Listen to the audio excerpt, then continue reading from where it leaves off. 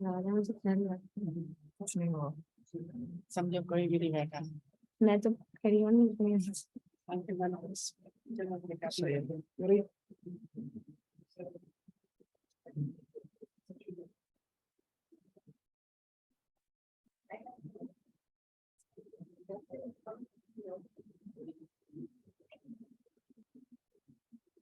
Assalamu alaikum.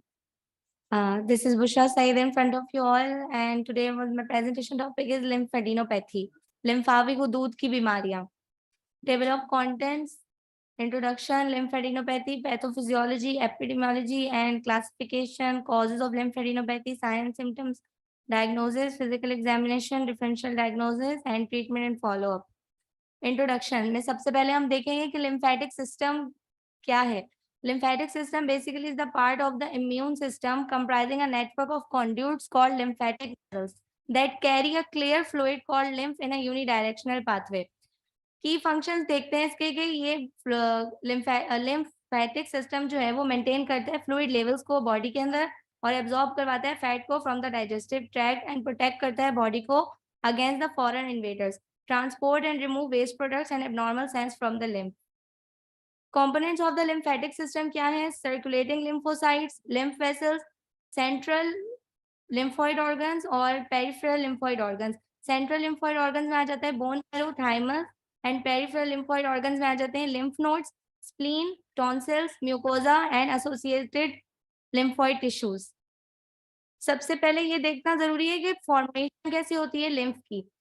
lymph की जो formation है ये एक जो है इधर आर्टीरियल एंड ऑफ कैपिलरीज है और दूसरी तरफ जो है वो वेनस एंड ऑफ कैपिलरीज है.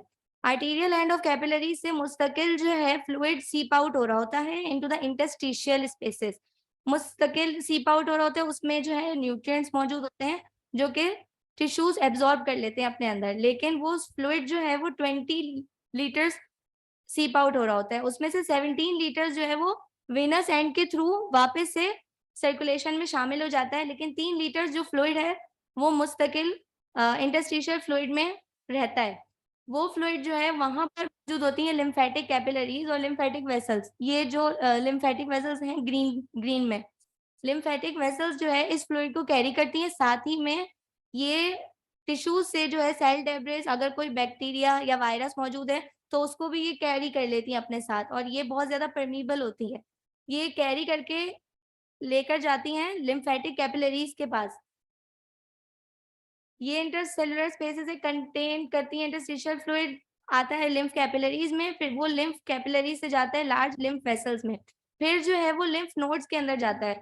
वो लिम्फ जो है लिम्फ नोड्स में हमारे पास मौजूद होते हैं लिम्फोसाइट्स. लिम्फोसाइट्स जो है अगर उस लिम्फ के अंदर वो कलेक्ट करके लेकर आते हैं कोई भी वायरस बैक्टीरिया अगर तो मौजूद है तो उसको किल करेंगे, फैगोसाइटोज करेंगे और जो सेल डेब्रिस है उसको रिमूव करेंगे और फिर जो है वो लिम्फ इफेरेंट लिम्फ वेसल्स के थ्रू जो है वो लिम्फ नोड से एग्जिट करता है और लिम्फेटिक डक्ट्स में जाता है. राइट लिम्फेटिक डक्ट और थोरेसिक डक्ट में जाकर ड्रेन होता है इनटू द राइट जुगुलर और सबक्लेवियन वेन्स में और directly into the heart.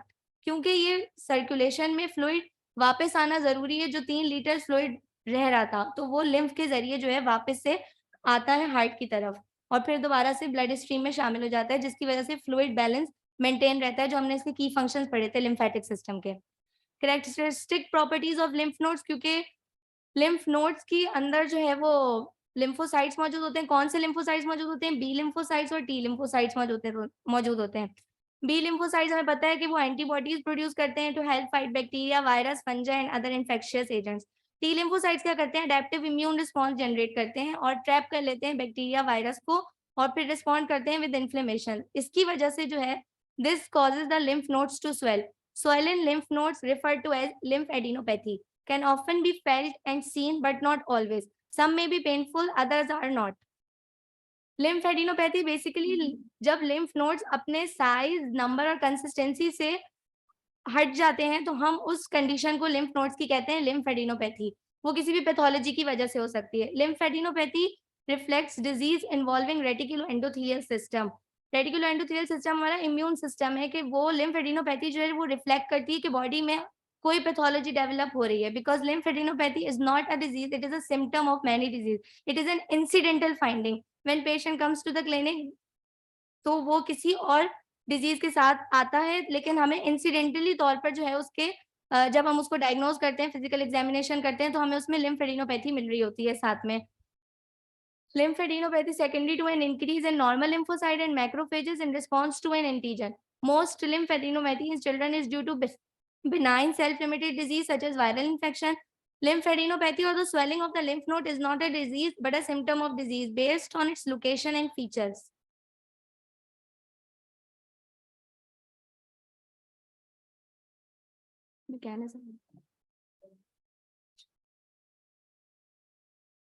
Mechanism lymphadenopathy का, जब कोई भी बैक्टीरिया या वायरस आता है तो फिर लिम्फ नोड जो है वो इनलार्ज हो जाते हैं। Enlargement of swollen lymph nodes की होती है कि जब वो एफेरेंट लिम्फ वेसल्स जो है वो अनफिल्टर्ड लिम्फेटिक फ्लूइड लेकर आती हैं लिम्फ नोड्स में, तो वहां पे जो है बैक्टीरिया वायरस ट्रैप हो जाता है, वहां पे वो उसको किल करती हैं, इम्यून रिस्पॉन्स जनरेट करते हैं, इम्यून सिस्टम को एक्टिवेट करते हैं, उसके नतीजे में जो है लिम्फ नोड्स जो है वो इनलार्ज हो जाते हैं। लेकिन जैसे ही माइक्रो ऑर्गेनिजम्स डिस्ट्रॉय हो जाते हैं तो वो पेनफुल स्वेलिंग सबसाइड हो जाती है। क्लासिफिकेशन, लोकलाइज्ड लिम्फेडिनोपैथी और जनरलाइज्ड लिम्फेडिनोपैथी। लोकलाइज्ड लिम्फेडिनोपैथी का मतलब ये कि किसी भी इंफेक्शन की वजह से लोकलाइज्ड स्पॉट यानी कि कोई भी एक एनाटॉमिक रीजन के अंदर लिम्फ नोड्स की स्वेलिंग हमें मिल रही होगी। लिम्फ नोड्स हमें पता है पूरी बॉडी में स्कैटर्ड हुए होते हैं, एक्सेप्शंस हैं कुछ, जैसे सीएनएस में मौजूद नहीं होते, कॉर्निया ऑफ द आई में मौजूद नहीं होते, लेकिन जो है बाकी पूरी बॉडी में स्कैटर्ड हुए होते हैं और कुछ एरियाज में जो है बहुत ज्यादा मौजूद होते हैं, जो कि क्लिनिकली इंपॉर्टेंस है उसकी। अगर तो लिम्फ नोड्स की स्वेलिंग किसी एनाटमिक रीजन में हो रही है तब तो वो लोकलाइज्ड लिम्फेडिनोपैथी है। जैसे कि अगर इन्फेक्टेड स्पॉट ब्रेस्ट में है तो वो एक्सिलरी लिम्फ नोड्स को इनलार्ज करेगा, पेरिनियम में है तो वो इनग्वाइनल लिम्फ नोड्स को इनलार्ज करेगा। लेकिन जनरलाइज्ड लिम्फेडिनोपैथी में क्या हो रहा होता है कि इनलार्जमेंट हो रही होती है मोर देन 3 और 2 नॉन कंटेजियस लिम्फ नोड्स के ग्रुप की, यानी कि जैसे कि इम्यूनिटी ऑटो इम्यून डिसऑर्डर्स में होता है, लिम्फोमा में होता है, वो एक से ज्यादा एनाटमिक रीजन को नॉन कंटेजियसली इन्वॉल्व कर रहा हो तो हम उसको जनरलाइज्ड लिम्फेडिनोपैथी कह रहे होते हैं। कॉजेज क्या हो सकती हैं इसकी? इन्फेक्टिव कॉजेज भी हैं, बैक्टीरिया की वजह से, protozoal infections, fungal infections, neoplastic, primary, secondary lymphomas, autoimmune disorder, juvenile rheumatoid arthritis, systemic lupus erythematosus, hydrogenic हो सकती है, मेडिकेशन लाइक कैप्टोप्रिल, कार्बामेजिपिन की वजह से भी हो सकती है। लिम्फेडिनोपैथी के फीचर्स में बहुत माइनर सा डिफरेंस है, जैसे कि हम इसकी फिजिकल एग्जामिनेशन चेक करते हैं। फिजिकल एग्जामिनेशन में हम देखते हैं कि इसका साइज कैसा है, इसकी कंसिस्टेंसी कैसी है, उस हिसाब से हम इसको बिनाइन और मैलिग्नेंट की कैटेगरी में डालते हैं। अगर तो ये साइज में मोर देन 2 सेंटीमीटर है तो हम इसको मैलिग्नेंट कहेंगे, अगर ये लेस देन 2 सेंटीमीटर या 1 सेंटीमीटर है तो हम इसको बिनाइन कहेंगे। कंसिस्टेंसी इसकी कैसी है? हार्ड, फर्म, रबरी है तो मैलिग्नेंट में आएगा वो, सॉफ्ट है तो वो बिनाइन होगा। मोबिलिटी कैसी है? फिक्स्ड है, मोबाइल है, लोकेशन क्या है उसकी, टेंडर है या नॉन टेंडर है। Common causes of swelling lymph nodes क्या हो सकती हैं? Infection, common cold, flu, streptococcus infection, HIV, mononucleosis, cytomegalovirus और टॉन्सिलाइटिस। डायग्नोसिस कैसे करते हैं इसकी? डायग्नोसिस में हम इसकी careful history and physical examination जो है is the core of the evaluation in most cases.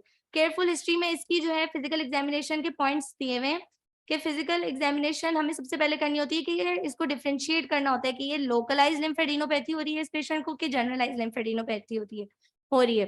तो फिजिकल एग्जामिनेशन की 5 पॉइंट्स हैं कि हम उसमें देखते हैं matting, mobility, tissue invasion, consistency, pain और टेंडरनेस। मैटिंग की यानी कि a group of nodes that feels connected and seem to move as a unit is said to be matted, मतलब वो एक यूनिट की तरह वहां पर मौजूद होंगे। मोबिलिटी कैसी है उसकी कि वो मूव हो रहे हैं, इजीली मूवेबल हैं। अगर वो फिक्स्ड है, मैटेड नोड्स हैं तो वो सजेस्ट करेंगे कि वो मेटास्टेटिक कार्सिनोमा है।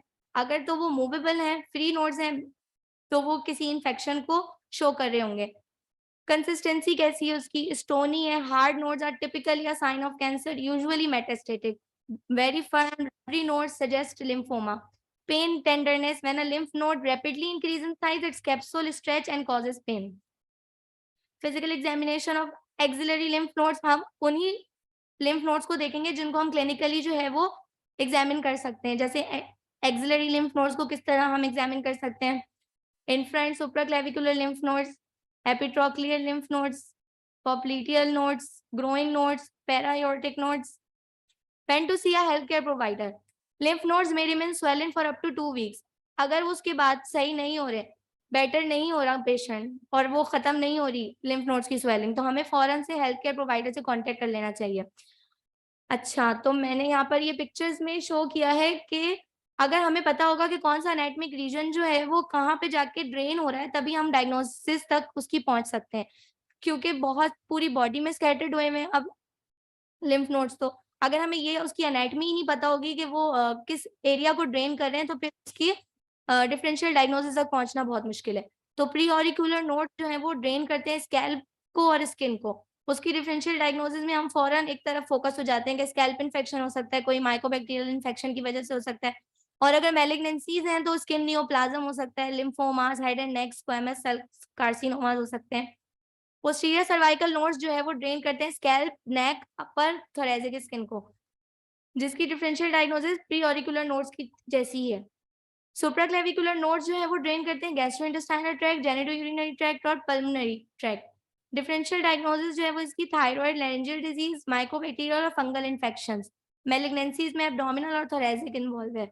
सबमेंडिबुलर नोड्स जो है वो ड्रेन करते हैं ओरल कैविटी को, जिसकी डिफरेंशियल डायग्नोसिस है mononucleosis, upper respiratory tract infection, mycobacterial infection, toxoplasma, cytomegalovirus और डेंटल डिजीज और रुबेला। मैलिग्नेंसीज कौन-कौन सी हैं इसकी? Squamous cell carcinoma of the head and neck, lymphomas and leukaemias. Anterior cervical nodes drain करते हैं larynx, tongue, oropharynx, anterior neck को, और डिफरेंशियल डायग्नोसिस में सेम एज सबमेंडिबुलर नोड्स। अब जो है एक्सिलरी नोड्स किसको ड्रेन करते हैं? ब्रेस्ट को, अपर एक्सट्रीमिटी, थोरैसिक वॉल को, और डिफरेंशियल डायग्नोसिस इसकी skin infection, stroma, cat scratch disease, tularaemia, sporotrichosis, sarcoidosis, syphilis, leprosy, brucellosis और लेशमेनियासिस। मैलिग्नेंसीज में इसकी breast adenocarcinomas, skin neoplasma, lymphomas, leukaemia, soft tissue and Kaposi sarcoma. Epitrochlear nodes drain करते हैं ulnar, forearm और hand, differential diagnosis hand infections वगैरह। Infraclavicular node जो है उसकी डिफरेंशियल डायग्नोसिस हाईली सस्पिशियस है फॉर नॉन हॉजकिन लिम्फोमा, इसको हम आगे डिस्कस करेंगे। Differential diagnosis for inguinal lymph nodes, ये नोड्स जो है ड्रेन करते हैं lower abdomen, external genitalia and canal, anal canal, lower 1/3 of the vagina and lower extremity. इसकी differential diagnosis benign reactive lymphadenopathy, sexually transmitted disease, skin infections और malignancies में आ जाती है lymphomas, squamous cell carcinoma of penis, vulva and anus, skin neoplasm, soft tissues and Kaposi sarcoma. Investigations of lymphadenopathy जो है वो हम according to the वैसे infections और disease करवाएंगे, या टाइप ऑफ क्लिनिकल सिम्टम्स किस तरह के पेशेंट प्रेजेंट कर रहे हैं उस तरीके से करवाएंगे, वरना इसकी laboratory investigation, CT scan, MRI, blood test, CBC करवा सकते हैं, कल्चर करवा सकते हैं इन्फेक्शंस के अकॉर्डिंगली, और अदर्स में हम इसकी ब्रोंकोस्कोपी, मीडियास्टिनोस्कोपी और बोन मैरो बायोप्सी करवा सकते हैं। ये हम आगे जाके देखेंगे कि किस में स्पेसिफिकली करवा सकते हैं। नोड बायोप्सी करवा सकते हैं। ट्रीटमेंट एंड फॉलोअप में हम एंटीबायोटिक्स जब तक नहीं देंगे जब तक कोई स्ट्रॉन्ग एविडेंस ना हो बैक्टीरियल इन्फेक्शन का।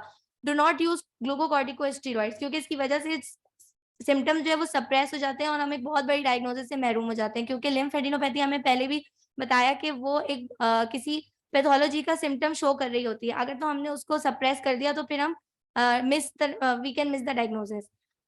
ड्रेनेज करवा दें if is required, if an abscess is formed, treat primary cause and surgical procedure if needed. Differential diagnostic chart of lymphadenopathy. Cervical lymphadenopathy buccal cavity infections की वजह से हो सकती है, pharyngitis, nasopharyngeal tumour, thyroid malignancy, mononucleosis, sarcoidosis, toxoplasmosis, anterior auricular की, viral conjunctivitis, trachoma. जिस अब जो है हमने वहां पे जिस पिक्चर में पढ़ा था कि कौन से इन्फेक्शन को कौन सा लिम्फ नोड ड्रेन कर रहा था, अब उसी के अकॉर्डिंगली इसके इन्फेक्शंस को कैटेगराइज किया हुआ है यहाँ पर। Cervical lymphadenopathy is most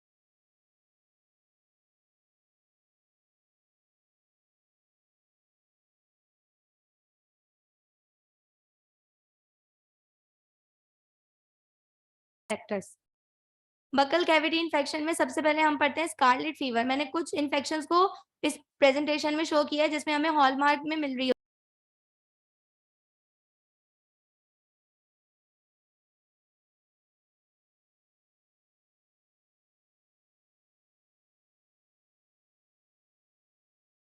sand paper और स्ट्रॉबेरी टंग हो जाती है पेशेंट की, और या तो रसबेरी रंग की टंग हो जाती है।